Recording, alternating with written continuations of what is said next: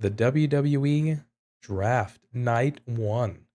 We had some heavy hitters taken early on. SmackDown side, we saw the number one pick, the undisputed WWE Universal Champion Roman Reigns, Solo Sikoa, and Paul Heyman taken as a group, Bloodline. And on the Raw side, we saw the American Nightmare himself, Mr. Cody Rhodes. Start us off real quick. Joker, thoughts on the first picks out of the gate? Didn't like them at all. Roman Reigns had to go first pick. Anybody else, would have made this exact same decision. Roman Reigns is always going top pick. He is the Uwu. You got to add in one of those or whatever it is. The Uwu champion, and so he had to go first. It was a bit of a surprise that he went with Solo Sikoa and the Wise Man, and they weren't called the Bloodline. It was just Roman Reigns, Solo Sikoa, and Paul Heyman. They went to SmackDown. I was like, okay, like we mentioned earlier on, it was clearly going to happen. Big blue belt. They're not going to change it back to big red anytime soon. I was annoyed at Cody going second to Raw as their first pick because Cody hasn't finished the story. The lineage with the belt is with Roman, not with this new belt. This new belt's going to be on Raw. Now people are going to be expecting Cody to win this new belt. So I'm a little bit up in the air. I don't like the idea that he's on this show. But two big picks really couldn't have went any other way, despite my annoyance at the Cody pick. It would make sense to me that the champion of your company is going to be high on your list. Reminds me of the 2016 when we did Raw and SmackDown Live. I think it was like Dean Ambrose was the WWE champion, and they were like, "Yeah, we want to get him early because he's also holding the championship deals." The notion of that makes sense to me. Whether you want to come into play that we're getting pressure from a Fox, which is the American broadcaster of SmackDown, and or the USA Network, NBC Universal, which is the broadcaster in the United States for Raw, had sort of asks or things of such. I think it ultimately comes down to, at least in kayfabe, because we're Kayfabe Kouncil, that we want to have the world champion on our brand. So going as a number one pick makes the most sense. We're getting into that NFL draft season hype. So everybody loves a draft. I love the NFL draft. I love the NFL draft, man. Big pomp and circumstances. Why I like the WWE draft. I think it's cool. It's fun. It's a gimmick. It's there. So yeah, I'm jonesed for it. But the picks, yikes! it's looking like, hey, we're sports. We do things, Hey, look at us. Go We can do a draft. sports. Go sports. Let's go sports. Oh, yeah. So we have a strong representative in Roman, and then, of course, the other half of the WrestleMania main event, Cody Rhodes being a high pick and number one for the Raw side. So we have two popular individuals, two strong personalities, two popular, just big time names in terms of their booking at the moment, going number one to each brand. So I think it's a fair play. That way, at least you're starting off hot from a kayfabe perspective, but then also looking into kind of seeing what you're doing. But some of the other picks as well. Of note, SmackDown taking Raw Women's Champion Bianca Belair. We see the likes of the Street Profits, Edge, Mr. Bobby Lashley, the OC Damage Control, and the last televised picked the NXT Women's Championship team of Alba Fire and Isla Dawn. Raw counters with Becky Lynch, Imperium, so we're having the Intercontinental Championship moving over to Raw. Matt Riddle, Drew McIntyre, The Miz, Shinsuke Nakamura, and interestingly enough, the NXT Women's Champion, Indi Hartwell. So now that we've established that we have the SmackDown will have Roman and the undisputed WWE Universal Championship, and Raw will now have that World Heavyweight Championship that we discussed earlier.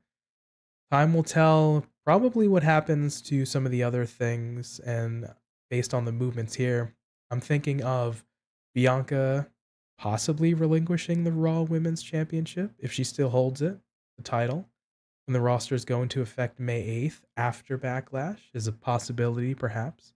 That's not to say, or perhaps if SmackDown Women's Champion Rhea Ripley is drafted on Raw this coming Monday, and we might have a little bit of the old Street Profits, New Day, Becky, Charlotte, little swappy, perhaps. Or I don't even know. Yeah, if You see, the this is the thing. This is the thing, right? We already did that spot with the like you mentioned, Becky Charlotte. So I was like, oh, there's no way they do that again. Like that's stupid. The only thing that I want to see is Gunther and Austin Theory swap brands because then we could have the US title on SmackDown. We could have Gunther on with all the Raw boys, and Intercontinental title continue to be getting chopped over there. Like fantastic. That is 100% the way I'm booking that because Gunther has killed everybody on SmackDown. But why are we rehashing this point again? Like, what is the point in it? It makes zero sense. It's not like, oh yeah, this is a really cool storyline. No, it's not. It's stupid. It's honestly stupid. I was like me trying to just add in. I don't know what kind of accent I'm trying to add on to the stupid. I'm trying to make it stupid as stupid does. It's stupid. Don't do it. And they're doing it. Like, who signed off on this? We're going to do this again. We're going to have Bianca and Rhea just stand in the ring and go, "Here's my belt. Here's my belt. There's swap. Tug of war. Tug of war. Tug of war."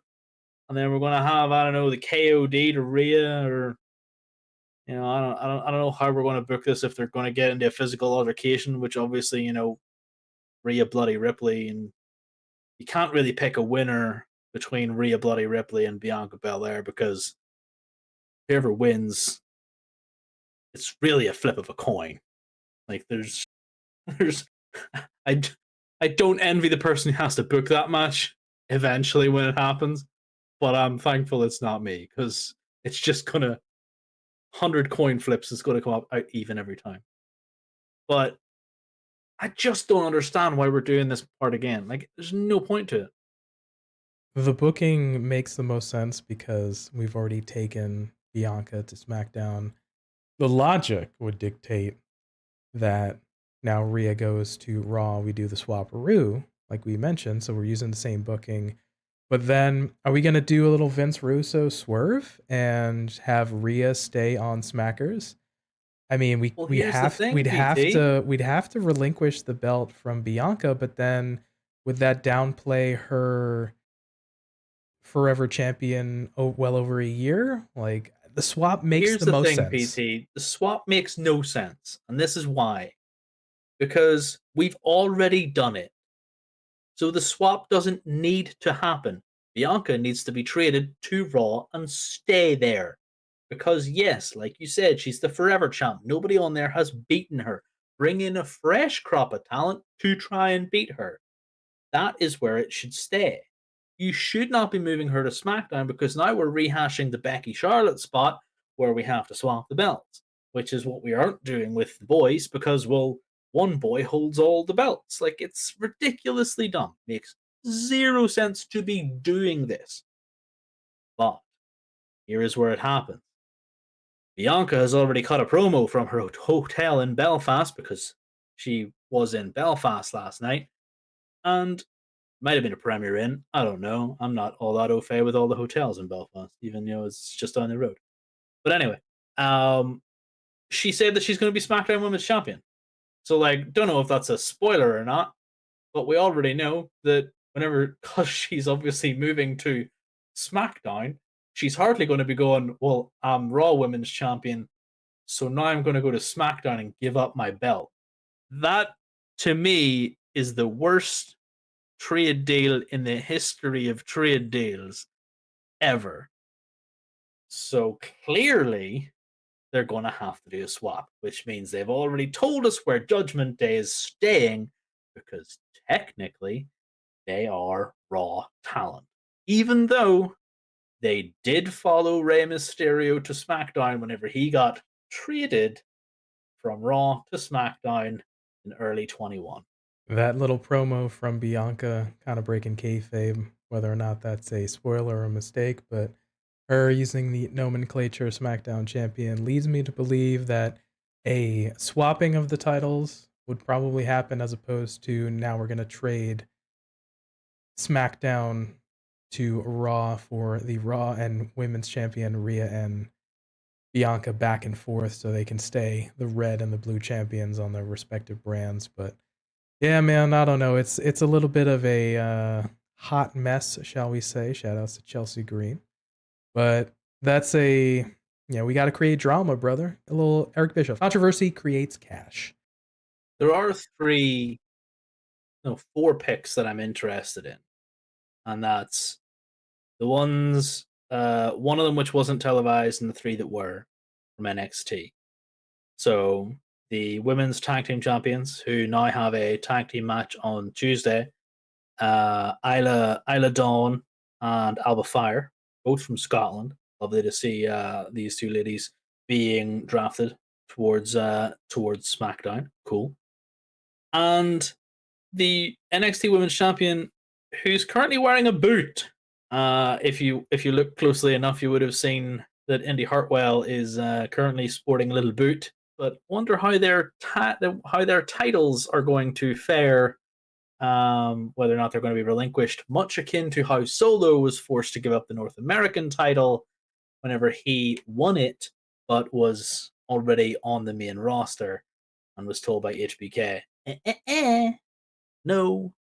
So here we go.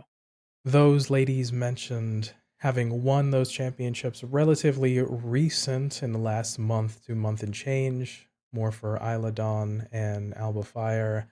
Not what Michael Cole said, Isla Dawn, but even. Oh god, that pissed me off. Then.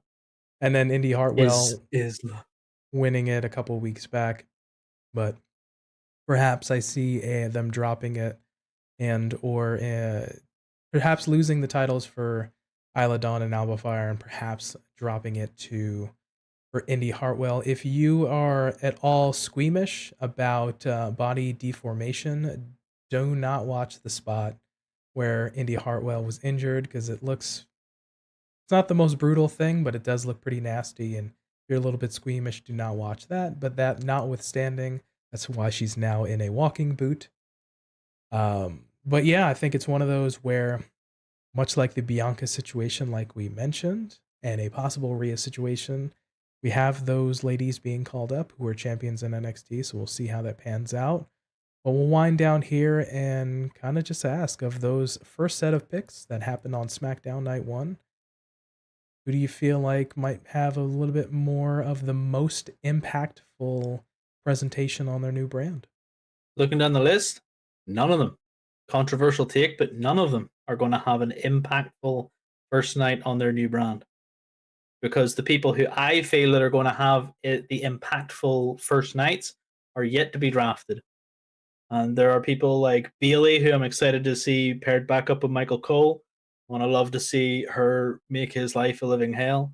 The one person I didn't mention whenever I said, obviously, the one that wasn't televised, JD McDonagh from NXT, has been drafted over towards the Raw brand. And I'm kind of excited to see him. It leads me to believe that there are several other good NXT stars yet to be drafted up. So he gives me hope. But we're going to see a couple more individuals from NXT, both on the women's side and on the men's side. Could be fun.